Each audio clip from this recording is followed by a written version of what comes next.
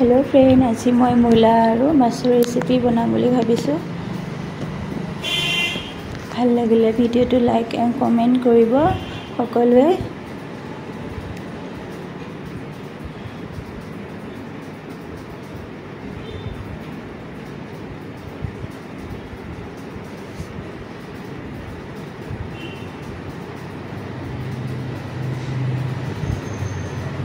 मूला और माछ बनाबले मैं प्रथमते मूलाखिनि धुनियाके मिहि मिहिके कुटी लैছোঁ।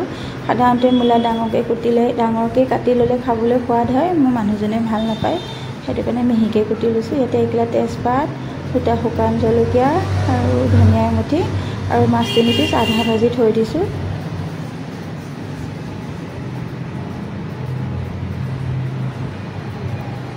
और इतिया इयाते मैं केराहीটো गरम হৈ আছে। ইয়াতে মাছ কিপিছ আকৌ অকণ ভাজি লম ধুনিয়াকে।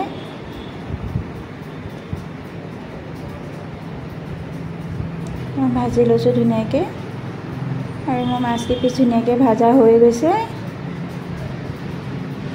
আৰু মাছ ভাজা তেলতে মই ইয়াতে শুকান জলকীয়া দুখিলা, তেজপাত এখিলা,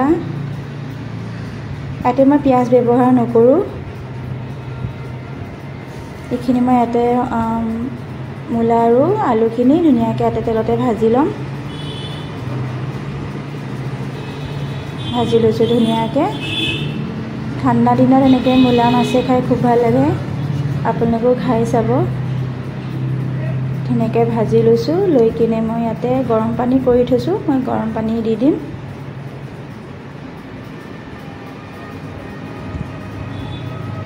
ইয়াতে নিমখো स्वाद अनुसार দিব। मैं निमखটো দিয়ে দিছোঁ। मैं ইয়াতে मैं जीरा गुड़ा, जालुকৰ गुड़ा, हालधि सकलोবোৰ ইয়াতে मसला কৰি ইয়াতে দি দিছোঁ। जालुকৰ गुड़ी दिছোঁ, তেতিয়া स्वाद হয়। मूला तरकारीत जालुকৰ गुड़ा दिले ভাল লাগে খাই। আৰু মই ইয়াতে সিজিবলৈ দিম ধুনিয়াকে।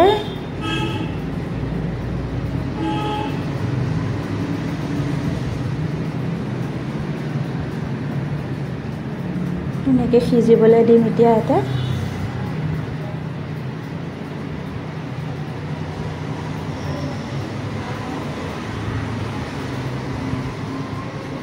মই ইয়াতে পিঁয়াজ ব্যৱহাৰ কৰা নাই, এনেকেও খাই ভাল লাগে পিঁয়াজ নিদিলে।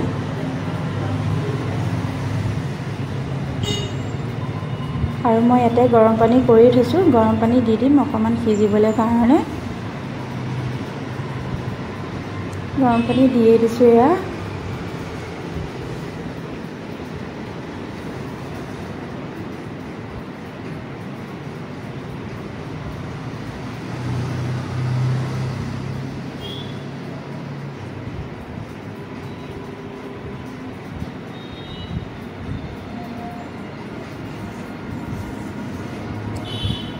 ইয়াতে ধনিয়াও মই কাটি থৈছোঁ। या ধনিয়াখিনি মিহি মিহিকে দি দিম শেষত।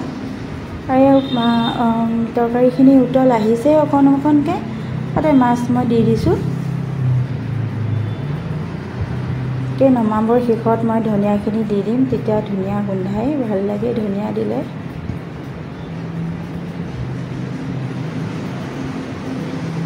ভিডিঅ'টো কেনেকুৱা লাগিলে ভাল পালে মোক কমেণ্ট এটাও কৰিব। আজিলৈ আহিলোঁ ইমানতে।